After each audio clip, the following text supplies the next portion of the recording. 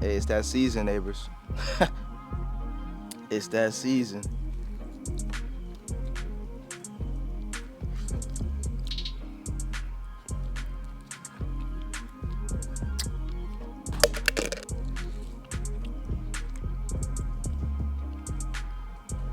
Look at that. This beautiful fruit.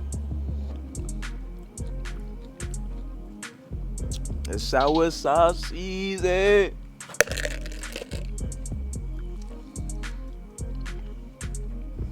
All my Caribbeans, man, stand up. Put your flag in the comments below. Where you from, man? What you call this fruit? Where you from?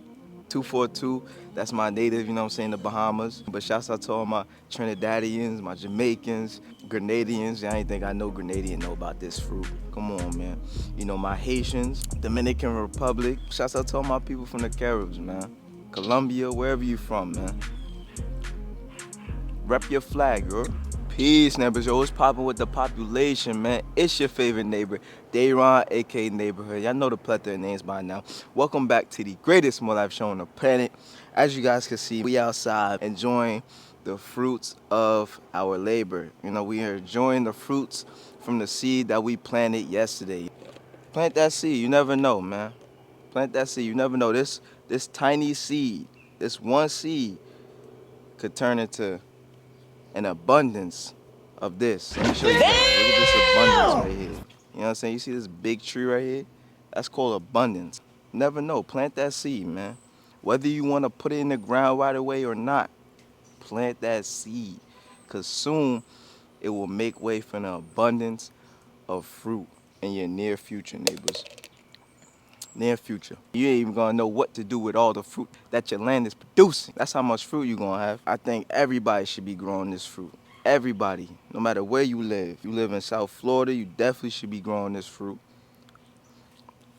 If you live in any subtropical or tropical area, you definitely should be growing this fruit. Super easy to grow, super easy to maintain. I just want to highlight the beauties of this magnificent fruit. But before we get into it, make sure to do your neighborhood due diligence, man. Give this episode a like. Make sure to comment neighborhood in the comments below. Again, rep your flag in them comments. Also, follow me on all my socials at neighborhoodnature_. And if you haven't already, subscribe to the channel so we can continue to grow the channel one neighbor at a time. You dig?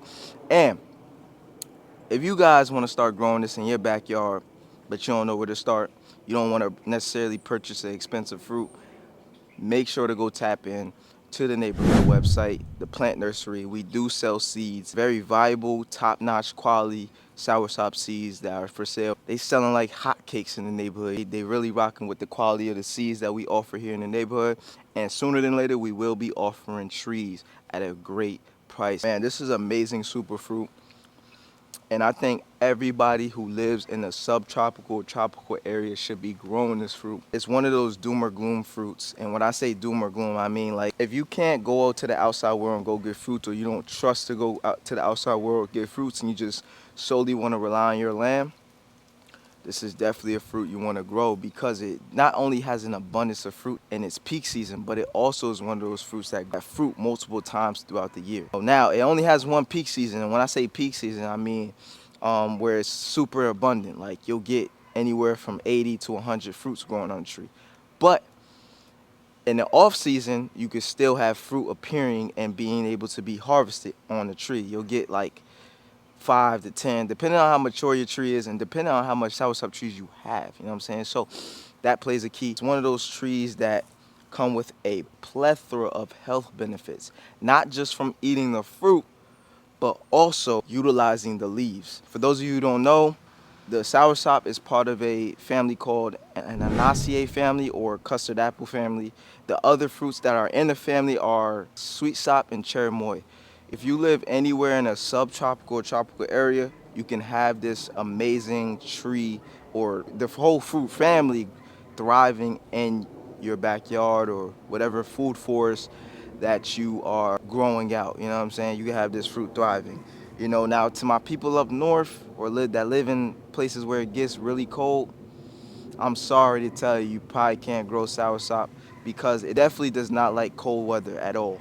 At all. It doesn't like cold weather so much that even in our little slight cold fronts that we be having for like 2 weeks where the weather goes from 80 degrees to 40 degrees, you could feel it. It's very dramatic because it will shed all its leaves off the tree if, you know, the weather is about 40 degrees for a day or two. It will start to shed all its leaves and it will let you know it's not feeling that little cold weather. This year specifically, we had one of the worst cold fronts here in South Florida that we've had in a minute. Like it got lower than 40. It actually got to the 30s, even probably lower than that. And it wasn't only just cold for 2 weeks. It was cold for damn near the whole month of January, which is not usual in Florida. But that doesn't mean you still can't grow it. And the reason why I said that is because you have other options. You could grow it inside. You could keep it in a greenhouse and make sure that you're just keeping those temperatures humid and nice and warm for it. You know what I'm saying? Put it under grow light.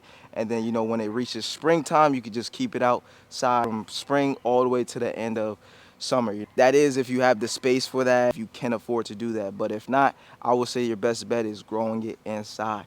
And then eventually moving where it's warm. Why do you want to live where it gets cold, where you got a shovel and all that? You know what I'm saying? That's not for me. It may be for you, but it's not for me. And I like to grow fruits like soursop, you feel me? I like to, you know, come outside and harvest some fresh soursop off the tree, you feel me? But yeah, man, it's not rocking with the cold weather. So if you can't really mimic that humid, warm weather all year long, I'm sorry to break it to you, but like I said, if you live in any subtropical or tropical area, there's no reason why you shouldn't be growing this tree. Super easy to grow. It really should only take 1.5 to 2 years to see fruit off this tree, and that's growing it from seed, neighbors. You don't have to get a grafted tree to speed up the process.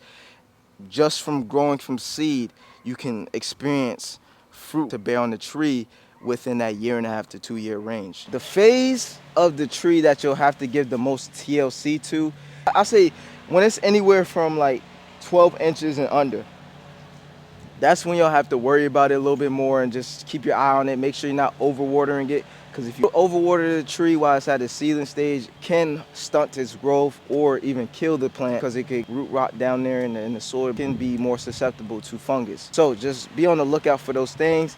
And other than that, man, super easy to grow. You don't even have to have a green thumb to grow this tree. You just have to have the right environment, neighbors, the right environment. And this tree will end up thriving in your possession. And yes, neighbors, you can grow this tree and have it fruiting in a pot.